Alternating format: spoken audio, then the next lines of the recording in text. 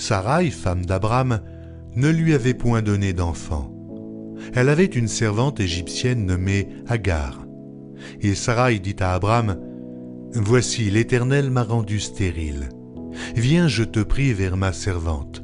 Peut-être aurai-je par elle des enfants. » Abram écouta la voix de Saraï. Alors Saraï, femme d'Abram, prit Agar, l'Égyptienne, sa servante, et la donna pour femme à Abram, son mari. Après qu'Abram eut habité 10 années dans le pays de Canaan, il alla vers Agar et elle devint enceinte. Quand elle se vit enceinte, elle regarda sa maîtresse avec mépris. Et Saraï dit à Abram, « L'outrage qui m'est fait retombe sur toi. J'ai mis ma servante dans ton sein et, quand elle a vu qu'elle était enceinte, elle m'a regardé avec mépris.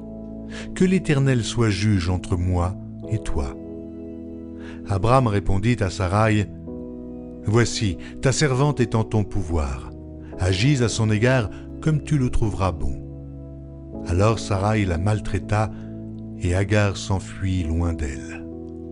L'ange de l'Éternel la trouva près d'une source d'eau dans le désert, près de la source qui est sur le chemin de Chour.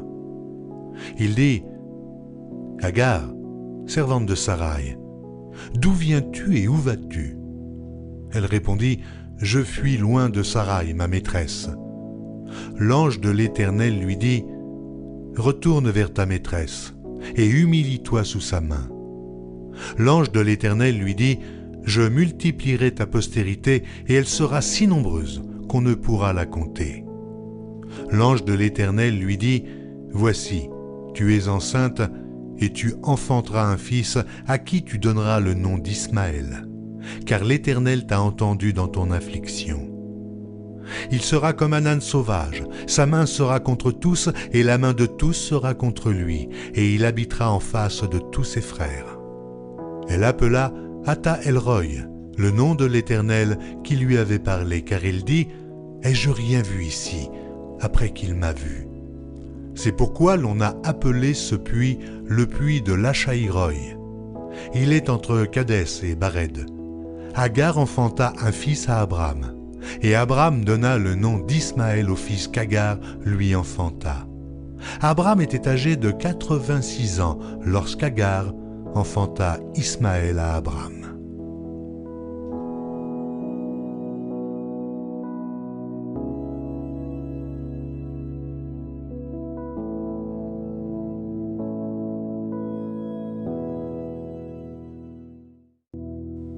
Lorsqu'Abram fut âgé de 99 ans, l'Éternel apparut à Abram et lui dit, « Je suis le Dieu Tout-Puissant. Marche devant ma face et sois intègre.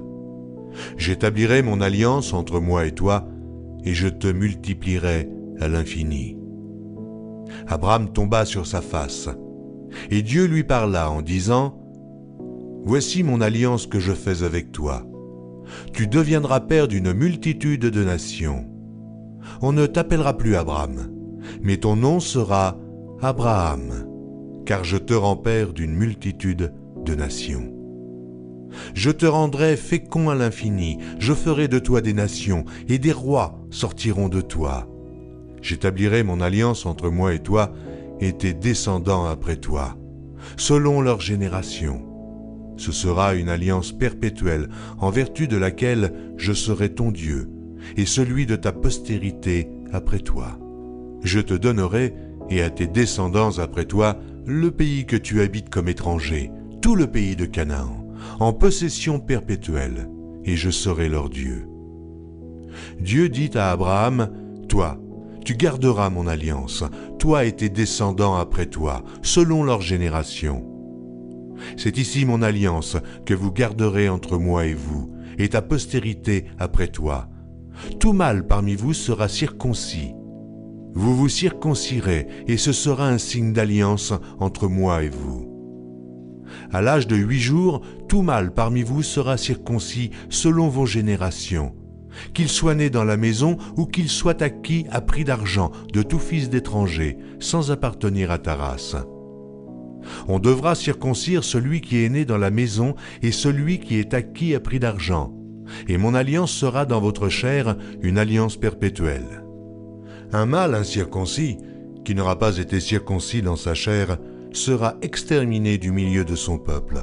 Il aura violé mon alliance. » Dieu dit à Abraham, « Tu ne donneras plus à Saraï, ta femme, le nom de Saraï, mais son nom sera Sarah. Je la bénirai et je te donnerai d'elle un fils. Je la bénirai et elle deviendra des nations. Des rois de peuples sortiront d'elle. » Abraham tomba sur sa face. Il rit et dit en son cœur, « Naîtra-t-il un fils à un homme de 100 ans ?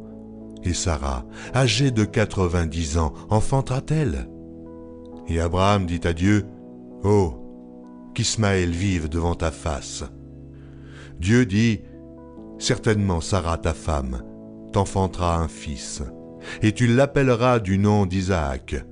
J'établirai mon alliance avec lui comme une alliance perpétuelle pour sa postérité après lui.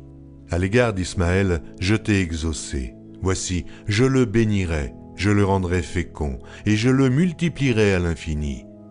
Il engendrera 12 princes, et je ferai de lui une grande nation. J'établirai mon alliance avec Isaac que Sarah t'enfantera à cette époque-ci de l'année prochaine. » Lorsqu'il eut achevé de lui parler, Dieu s'éleva au-dessus d'Abraham. Abraham prit Ismaël, son fils, tous ceux qui étaient nés dans sa maison et tous ceux qu'il avait acquis à prix d'argent, tous les mâles parmi les gens de la maison d'Abraham, et il les circoncit ce même jour, selon l'ordre que Dieu lui avait donné. Abraham était âgé de 99 ans lorsqu'il fut circoncis. Ismaël, son fils, était âgé de 13 ans lorsqu'il fut circoncis. Ce même jour, Abraham fut circoncis ainsi qu'Ismaël, son fils. Et tous les gens de sa maison, nés dans sa maison ou acquis à prix d'argent des étrangers, furent circoncis avec lui. L'Éternel lui apparut parmi les chênes de Mamré, comme il était assis à l'entrée de sa tente pendant la chaleur du jour. Il leva les yeux et regarda. Et voici, 3 hommes étaient debout près de lui. Quand il les vit, il courut au-devant d'eux depuis l'entrée de sa tente et se prosterna en terre. Et il dit, « Seigneur, si j'ai trouvé grâce à tes yeux, ne passe point, je te prie, loin de ton serviteur. Permettez qu'on apporte un peu d'eau pour vous laver les pieds, et reposez-vous sous cet arbre.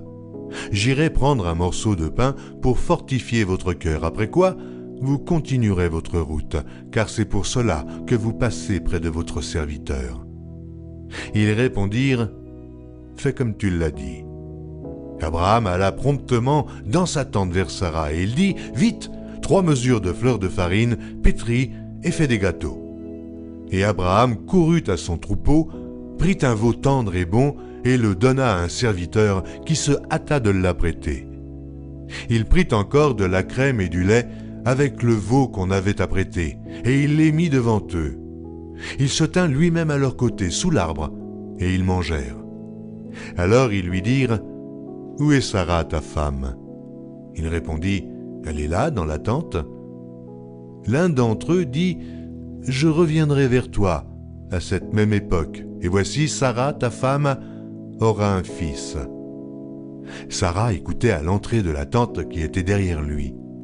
Abraham et Sarah étaient vieux, avancés en âge, et Sarah ne pouvait plus espérer avoir des enfants.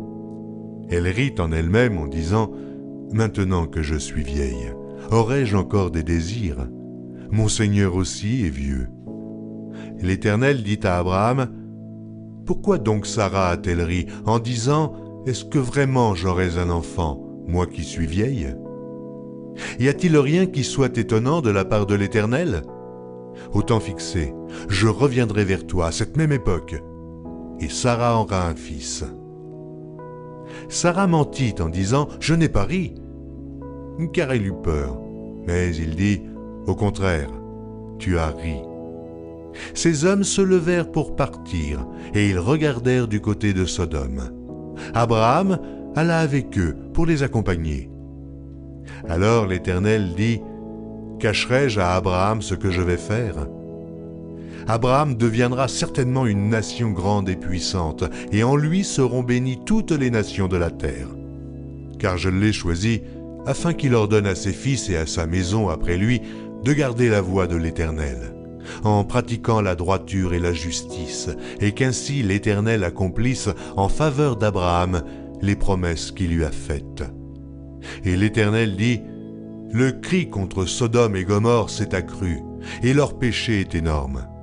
C'est pourquoi je vais descendre, et je verrai s'ils ont agi entièrement selon le bruit venu jusqu'à moi. Et si cela n'est pas, je le saurai. » Les hommes s'éloignèrent et allèrent vers Sodome. Mais Abraham se tint encore en présence de l'Éternel. Abraham s'approcha et dit, « Feras-tu périr le juste avec le méchant? Peut-être y a-t-il 50 justes au milieu de la ville. Les feras-tu périr aussi?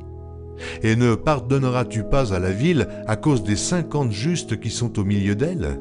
Faire mourir le juste avec le méchant, en sorte qu'il soit du juste comme du méchant? Loin de toi cette manière d'agir, loin de toi. Celui qui juge toute la terre n'exercera-t-il pas la justice? » Et l'Éternel dit, « Si je trouve dans Sodome 50 justes au milieu de la ville, je pardonnerai à toute la ville à cause d'eux. » Abraham reprit et dit, « Voici, j'ai osé parler au Seigneur, moi qui ne suis que poudre et cendre. Peut-être des 50 justes, en manquera-t-il 5?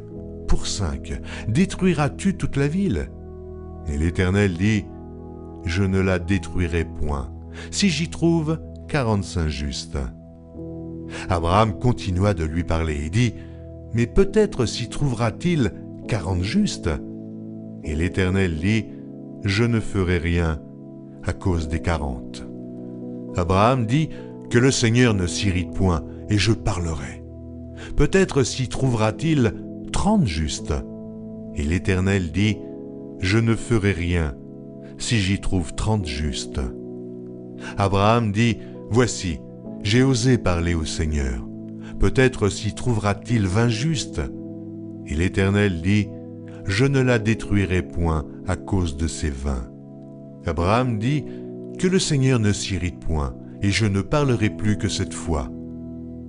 Peut-être s'y trouvera-t-il 10 justes? » Et l'Éternel dit, « Je ne la détruirai point à cause de ces 10 justes. » L'Éternel s'en alla lorsqu'il eut achevé de parler à Abraham, et Abraham retourna dans sa demeure.